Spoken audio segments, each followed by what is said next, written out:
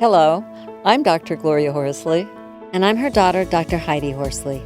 Heidi and I want to welcome you to Open to Hope Conversations, the podcast. We believe that the greatest gift you can give yourself after a loss is hope, using this moment to connect with others who have not only survived but thrived. So let's get started.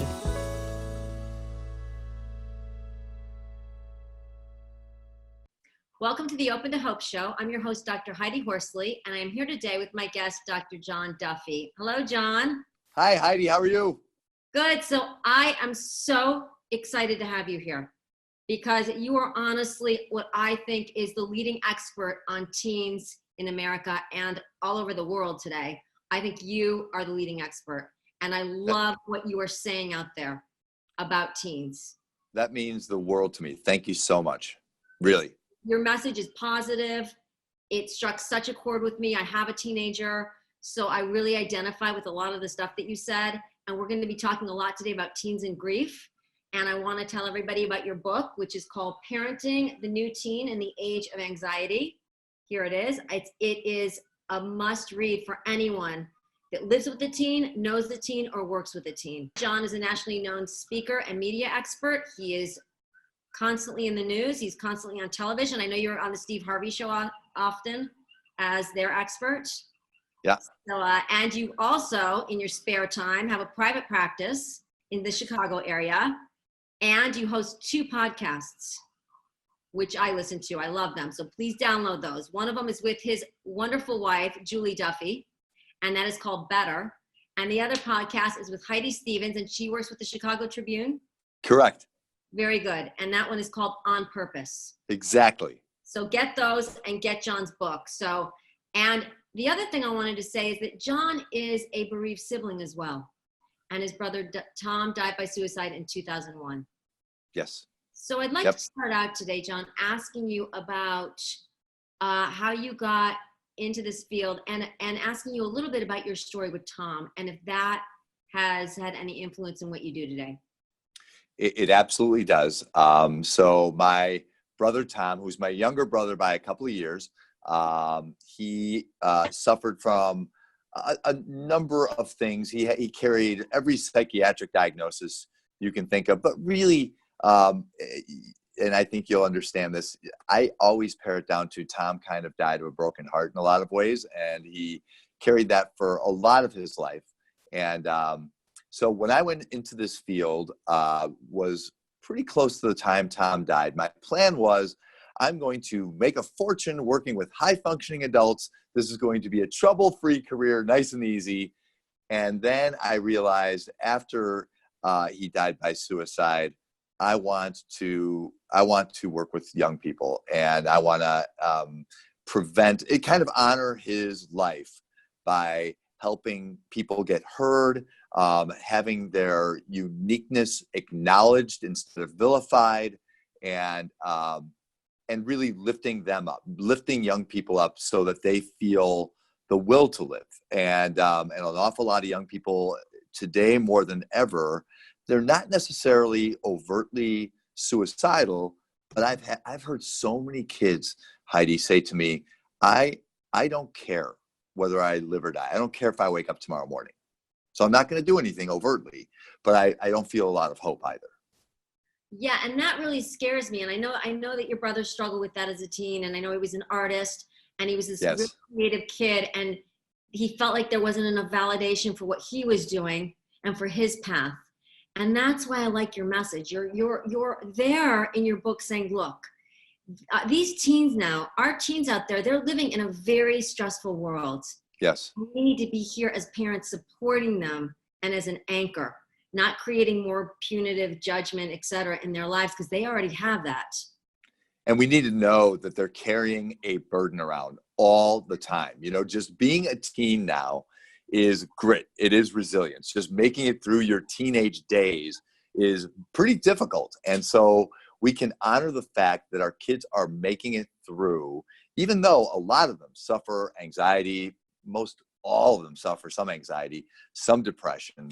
And so they're working hard, and they're deep, compassionate people. So they don't need our burdens laid on top of their own. Their own are very heavy, and we don't want to be the tipping point for them into something that is irreparable. And you and I both know what irreparable feels like. Well, and I think that's what scares parents out there that have had the loss of a child, or that have had a loss. It can be any kind of loss. Okay, so teens are, like you said, in the best of situations, life is stressful. Yes. And then you put a death on top of that. It could be the death of a friend, a death of a family member. You know, parents get really scared that, okay, is this the tipping point? And I often hear, and I don't know what you would say to this, I hear over and over, my teen is not speaking to me about this, and I have no idea how they're doing. Yep. You know, I hear that all the time too. And teens are people of few words with their parents, and developmentally that's pretty reasonable.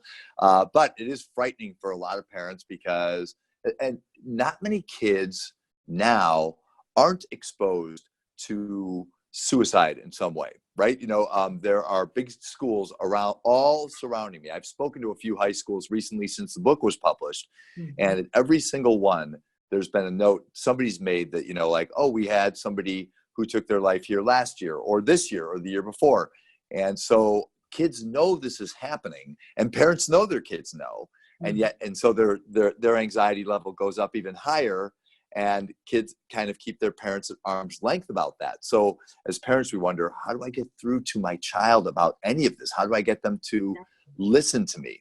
And what I usually tell people is, spend a lot of good time with your kids. Don't spend a lot of time looking at portals and trackers and, you know, looking for some way to be punitive with them. They need allies. They need people who are completely on their side on the worst day when they've committed the worst crime against the family or the law or whatever. They need to know you're with them and you're good with them 100%, even if you need a bunch of things to change. And then you can kind of have your say about, you know, or even ask the question, are you okay? And, you know, and you can talk a little bit about what that means, and your child will answer that. But if you have no goodwill established with them, they're not going to give you that. You know, kids are pretty discerning. So start with just a relationship, and one without an agenda. Yep. You know, it's like sometimes when teens walk in the home, this is the first minute, the second they get home, it's like, what kind of homework do you have tonight? Yep. That is like the first question. And it's like you were saying, spend some just quality time that's light and creating a relationship. And get to know them a little bit. I had this great moment a couple of weeks ago. I was giving a talk, and this 17-year-old girl interrupted me. I was talking about how kids sometimes look for sympathy from each other online. And she said, oh, that's called sad fishing. And she told me a story about that. I'd never heard that before. I've never heard it. Have you never heard it? Never. And I have a 14-year-old. Right. So if you ask your 14-year-old today, you know, have you heard about sad fishing? If you're connected with her, she'll give you a tutorial on what's going on in her world. But the world of our kids is a mystery to so many of us. And we're the first generation of parents in that situation. And so we have to learn a lot from them. And so the way to do that is to connect with them. And then they're pretty good teachers, and they'll tell us, you know, here's what sad fishing is. This is what vaping is. This is what juuling is. This is where kids are online. And this is how they connect with each other online. This is where it goes sideways for them online. But without some of that information to learn from our kids, we're kind of parenting in the dark. It's not particularly useful. Well, I like what you're saying because, you know, a lot of kids that have had a loss, it sounds like they can go online sometimes and get support. So while they might not look like they're grieving, they might be, like you said, sad fishing or going online and connecting with their friends through the internet and talking about these losses. Yeah, and I'm a little bit ambivalent about this because I think it's amazing that kids create these groups on Snapchat, on Instagram, on Facebook even, where they are kind of supporting each other through losses, you know, like, so there are some awful things that kids do online. And my generation, we love to focus on that, but they do a really, really empathic, caring, beautiful things online too. And supporting each other through loss is one of them. Supporting families who have lost a child in particular Yeah. They're amazing at this. So I think we want to recognize that in them and honor that in them without burdening them with being therapists for one another. That's where I think we run into trouble, is where they're taking care of each other too much and they're doing our jobs at 14 and 15 years old. Yeah, that's a heavy burden. Right? It's too much to ask. Yeah. I also like what you say in the book about the fact that, I hear over and over today, kids are wusses, they're weak, they need to suck it up, their snowflakes. And you address that in this book. So what would you say to that when you hear those messages?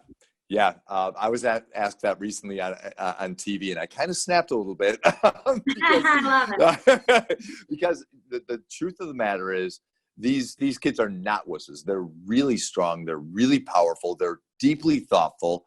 And the fact that they're empathic doesn't make them wusses. Actually, that's a really potent strength of theirs. And they are less likely now to tolerate bullying online, in person. They will not tolerate, I always say drunk driving is going to go extinct with this generation of kids, right? They will not have it. And they don't like it when people suffer, not just in the cafeteria in their high school, but across the planet. They're really caring, thoughtful people. And so far from the snowflake thing, if that's an insult, then, let's change the tenor of that, because these are really, really powerful, thoughtful people. I don't think Greta Thunberg is an exception. I think that there are a lot of kids who have that kind of potency and that kind of power who are going to start showing up more and more on the scene. That's amazing. So the other thing I wanted to ask you, so for the people out there watching it, whether they be parents or teachers that are worried about kids, teenagers that are going through it, that have had a loss, what kinds of advice would you give them? Ask your kids about the loss, so instead of, a lot of times we want to impart wisdom about, like, here, it's perfectly normal to feel what you feel, and, to talk to them about what they should be going through and what it should be like. Kids are really smart and thoughtful about this stuff. So if you ask them, like, how are you? What does it feel like? What, and allow it to be awful sometimes, like kids sometimes can say, yeah, I'm having a really, really hard time with this. And if, as parents or the adults in kids' lives, we let them feel what they feel and we honor that, they can move through that, you know what I mean? And kind of move through the stages of grief, maybe not in a clean, linear way, but in some way. But if we're telling them, this is what you do, this is how you feel, no, don't feel badly about this, everything's going to be fine, then we're kind of cutting off a really natural process. And kids are able to go through that, and they're aware. We're not protecting them from anything by telling them everything's fine. They're aware that everything's not fine. They're smart and they're discerning. I think this is really key.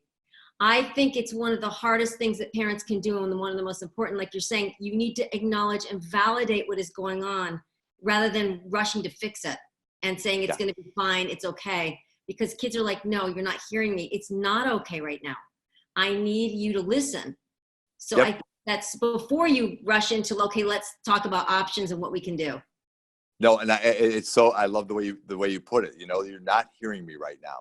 In my office, when I work with families, kids say this to their parents, especially in the wake of loss, all the time. You're not hearing me.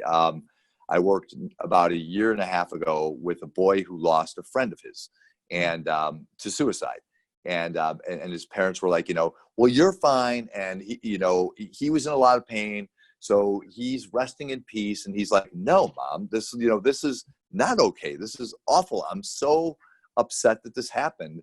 And she did stop and she paused and she kind of with my bidding a little bit and let him speak his piece. And she said, it's the hardest thing she's ever done in her life is to let her child be in pain. Mm-hmm. And I think that's so we have to acknowledge that too, that as parents, out of the goodness of our hearts, we want to alleviate that pain from our kids, but we're not really helping them through it if we're telling them not to feel it. Right. And the other thing I wanted to ask you about, because you brought up the client that had the suicide, and I know that that's been something that you've dealt with also with your brother. What about parents and teachers that are terrified that there has been a suicide in the school and that now their child is at risk for suicide? Yeah. Are they or aren't they? And what's going to happen at this point? Right. No, that is such a common thing. You must work with that too, because I run into that a lot. I've actually worked with a teacher and a school administrator in schools in which children have taken their lives, and they're worried about their own kids and the kids they work with, and they almost feel incapacitated by the fear. So we talk about like, okay, so I'm not a big prayer guy necessarily, but I think about the serenity prayer a lot. Yeah. And that idea of like, well, okay, what do you have agency over here? You can listen. You know what I mean? You can make it clear that you are available to hear anybody out at any time. That's what you can do. And so if you're really clear that you're present and available for that, and that you're in pain too. And that's one thing I find that a lot of the adults involved feel like they're required to be stoic in some way.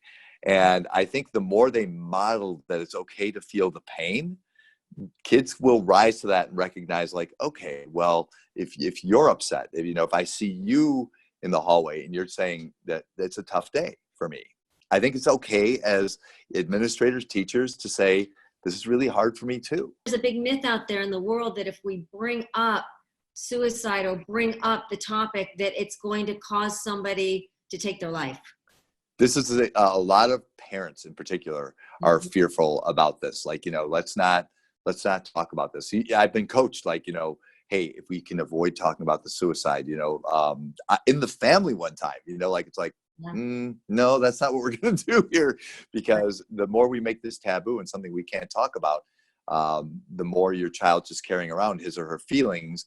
But I think it's important that, people in our profession are really clear that kids aren't so suggestible. They, talking about it doesn't mean you're giving some tacit permission or suggesting like, you should go out and do this too. No, kids are willing to talk about it. And I don't know about your experience, but I have never run into an experience with a child where I asked them if they were suicidal and they weren't honest about it.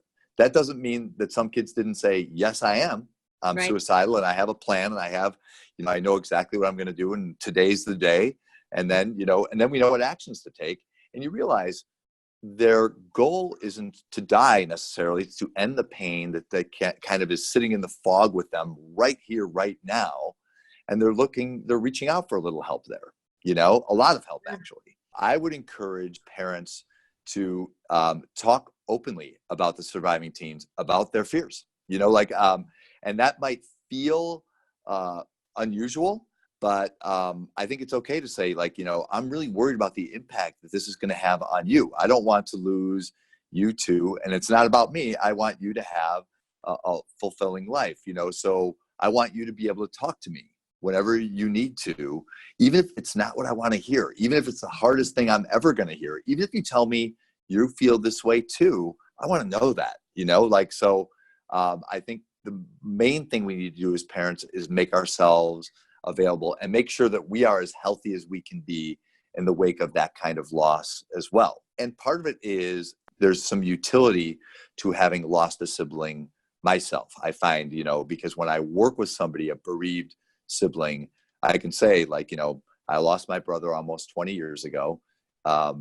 And here I am. And then and I'm open to questions about that. And all the answers aren't rosy, like it's been really, really difficult at times, but I'm willing to share that with kids and that there's hope on the back end. I love the name I love Open to Hope, it's so powerful because that's the message we want to leave young people with is like, no, there's hope even in the wake of terrible, tragic loss. You have found hope again after loss. And I know that Tom is your guiding light, and Scott is mine. And please, everybody out there, get this book. Listen to John's podcasts. You are such a refreshing, positive voice with teens. And I want to thank you for all you're doing for teens in the world. Thank you, John. Thank you. Heidi Horsley at Open to Hope. I'm Dr. Heidi Horsley. You have been listening to Open to Hope, the podcast. You can follow Open to Hope on Facebook, Instagram, and Twitter. To learn more, visit us at opentohope.com and go to Apple Podcasts to subscribe.